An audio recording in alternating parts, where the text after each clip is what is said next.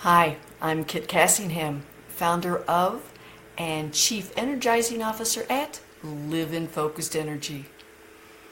I mentioned yesterday something about automatic negative thoughts, or ants, as Daniel Amen calls them, and that seemed like a good topic to bring back today because I think there's a lot of that going on, and whether you have ADD or not, automatic negative thoughts just don't serve you.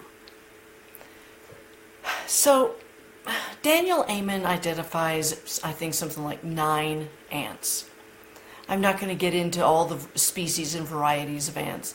Let's just leave it at the idea that with the sizes, the colors, the intensity of the venom, no matter what they are, they leave painful experiences. They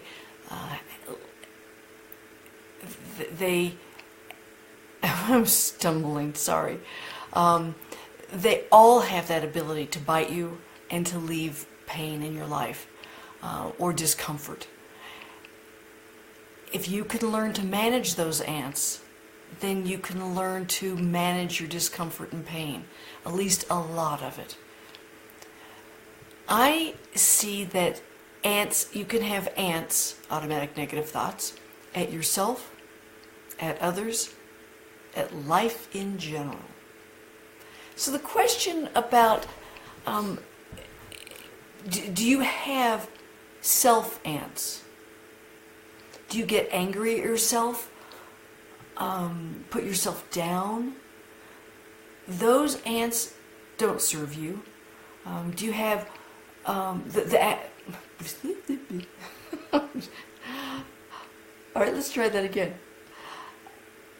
Automatic negative thoughts, angry thoughts, are destructive. They're not serving. They're counterproductive, and they can sabotage your forward movement. They definitely sabotage your good feelings about yourself. That's a pattern I really hope we all can change. It doesn't do the world any good when we are all angry at ourselves. When we're angry at ourselves, we turn it on others too sometimes. How about anger at others? Do you have a tendency to misinterpret? To interpret what others say and do as negative, as some slight against you? Do you ask for clarification, or do you jump to the negative conclusion? There's something you can work with. Anger at life. I see a lot of that too. How do you react when you hit every red stop along your way? Or as you're driving along, especially at night, deer keep jumping in front of you? You miss a flight or it's canceled. Your computer crashes right in the middle of a time crunch. What is your reaction to those things? I find this one especially fun to play with. When I have deer jumping in front of me a lot, I've decided to take the attitude that they're telling me to slow down and relax. Maybe that there's a cop ahead that I could avoid by slowing down. Now, maybe you call that naive and Pollyanna. All right, I wear rose-colored glasses in my life, and I find that to be perfectly acceptable. I find that a lot more acceptable than being angry that the deer are on my road, the road that I've decided to drive down. So there's an example of turning a negative thought into something more positive. So how do you find ants to be helpful in your life? Or do you? I sure don't. I don't like putting myself down. What do you do when you've made a mistake? When you've gotten a ticket or a grade you didn't want? What if you fall off the sugar wagon? Are you just going to throw your hands up in the air and say, I never can do that right? I quit. I'm just going to eat all the sugar I can find because, well, I can't quit it anyway. Boy, is it tempting and easy to do that some days, but it's not helpful. And when other people are doing something that you think is against you, chances are they're not thinking about you. They may not even know you're around or exist. So what good does it do to get angry at them? Shrug it off, laugh it off. You hear that one way to deal with that, or to think about that, is being angry at them and expecting them to change is like taking poison and hoping the other person dies. No, fix the communication glitch with a question. Find out what they meant, if they were even thinking of you or knew you were about.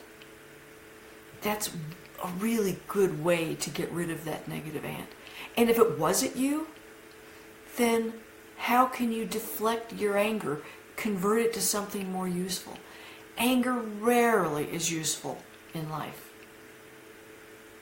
Find ways to convert it into something useful. I really do like finding ways of turning the negative into a positive, at least into a neutral. So, when you have ant attacks, what can you do? Well, first you have to recognize there's an ant attack, that you have those automatic negative thoughts. So recognize them. Then find ways to change your mindset and think differently about them, to change them from a negative to a positive. But stop. Take a deep, slow breath. Consider that there is another translation to what you've experienced, heard, seen. Change that mindset. You can do that. I can do it. You can do it. And the things I do to help pave the way so that I avoid the ants as much as possible, my gratitude practice. When I stay mindful of all the good in my life, and I do have so much good, that helps me stay more positive, more focused forward into my better self. Ask questions for clarity.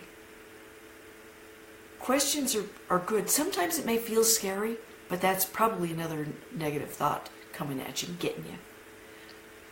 Remember to stop, take a deep breath. Ask that question. I heard this when you said that. Or I translated that action into this. That can help a lot. Hey, John Holman, how are you? Good to see you. I know you fight with automatic negative thoughts, and you've got more reason to than many people do. Good for you, man. Keep fighting those thoughts, those negative thoughts. Keep your positive thoughts going. Yeah. Find a happier translation for what you have considered. John says he is happy. Yes, I know you are. And I'm happy to have you in my life. It's funny how I keep looking at his messages if he's right there, when I could look at his eyes right there. And I see his eyes. Finding a happier translation for whatever caused you to have that automatic negative thought is a good way of exterminating the ant. And that's what we're after, in a peaceful way. And the Serenity Prayer can help a lot. You know, if your flight's been canceled or delayed so much that you're going to miss the next flight or not get home when you wanted, you may not believe in a God, and that's okay. But the sentiment is really helpful. God, grant me the serenity to accept the things I cannot change. Courage to change the things I can. And wisdom to know the difference. You're not in control of everything in your life. The only thing you're really in control of is your reaction to life, to others. And even to yourself. If you fall off the sugar wagon, dust yourself and get back on with renewed determination, and maybe with a laugh and a smile. Oh, it got me again, but I'll win this time. When the deer jump in front of you, when the red lights stop you, maybe it is a good indication that I'm going to take a deep breath, slow down, kick back, and take it easy. Nothing is so important in life that you've got to get yourself worked up and mad at yourself. If you didn't get the grade you want, you got the speeding ticket you didn't want, tomorrow's another day. So fight the ants. Exterminate those babies. Don't have ant problems. It makes your ADD more tolerable and life a lot more pleasant. And John's chimed in with, make the laughter rain down like you do so well. You make the laughter like rain on yourself too. Rain on your own parade with lots of laughter and smiles. All right, that's it for ants today.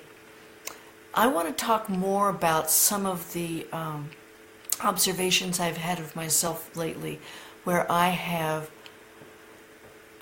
fallen away. Well, I've fallen away from some of my intentions. I didn't think through some situations, so I didn't have a if this then that scenario. I didn't let the ants get me, but we'll talk about that tomorrow. I'm Kit Cassingham with Live in Focused Energy. Hey John, thanks for stopping in. And everybody else whose names I haven't seen yet. Take care, have a great evening. Good night.